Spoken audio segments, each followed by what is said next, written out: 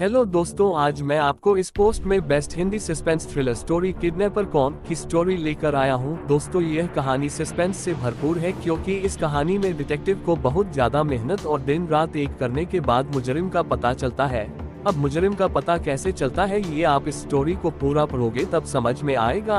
दोस्तों, ऐसे भी सभी को रोमांचक स्टोरी पढ़ने में बहुत मजा आता है क्योंकि ऐसी स्टोरी हमें शुरू से अंत तक बांधे रखता है।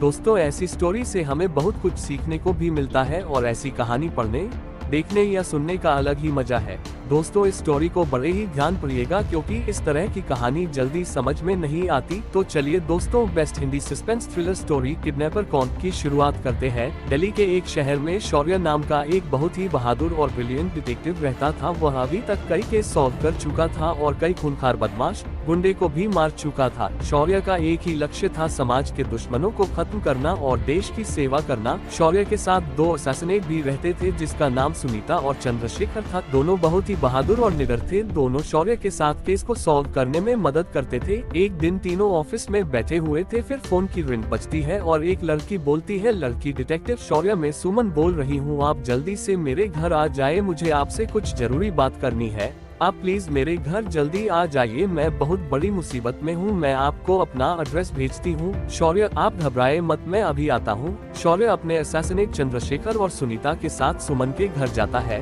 अंदर जाने के बाद पता चलता है कि सुमन घर पर नहीं होती है। सुनीता, सुमन तो अभी घर पर नहीं है, तब तक हम यही बैठकर उसका इंतजार करते हैं। शौर्य, हमें बैठना नहीं है। सुनीता, मतलब आप क्या बोल रहे हो सर? मैं कुछ समझी नहीं। शौर्य, मतलब ये है कि सुमन का किडनैप हो चुका है और वो भी अभी से 8 मिनट पहले। सुनीता, आप ये कैसे कह सकते हो? शौर्य, कहने की बहुत सारी वजह है। पहली बात, अगर कोई इंसान घर से बाहर जाएगा तो दरवाजा बंद करके जाएगा और वो अपना फोन भी साथ लेकर जाएगा, लेकिन हम यहाँ आए तो दरवाजा खुला था और फोन टेबल पर पड़ा है। शौर्य, दूसरी बात है, मेन गेट के पास गार्ड का केबिन बना है और गार्ड भी कहीं नहीं है। तीसरी बात यह है, किचन में नॉर्मल फ्लेम में केक बन रहा है। एक केक बनने में लगभग 15 मिनट लगते हैं और टाइमर में अभी 7 मिनट बाकी है, मतलब सुमन यहाँ 8 मिनट पहले यहाँ थी। शौर्य, इसलिए चंद्रशेखर, तुम अच्छे से घर की जांच करो और कोई फिंगरप्रिंट, ब्लड या कुछ भी मिले तो उसकी पूरी डिटेल्स निकालो।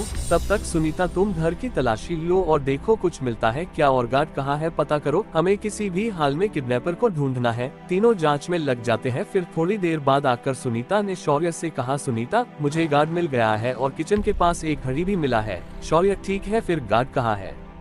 सुनीता, वो अलमारी में बंद था और देखकर लगता है कि उसके साथ मारपीट हुई है। शौर्य गार्ड के पास जाता है और पूछताछ करता है तो गार्ड ने बताया, गार्ड, थोड़ी देर पहले एक कार में कुछ लोग आए और जबरदस्ती घर में घुस गए, मैडम को ले जाने लगे। मैंने रोकने की कोशिश की तो मेरे साथ भी मारपीट की और अलमारी में बंद कर दिया। शौर्य, ठीक है, तुम चिंता मत करो, हम लोग सब पता लगा लेंगे। चंद्रशेखर, सुमन के फिंगरप्रिंट के अलावा कुछ नहीं मिला, अब हम क्या करें?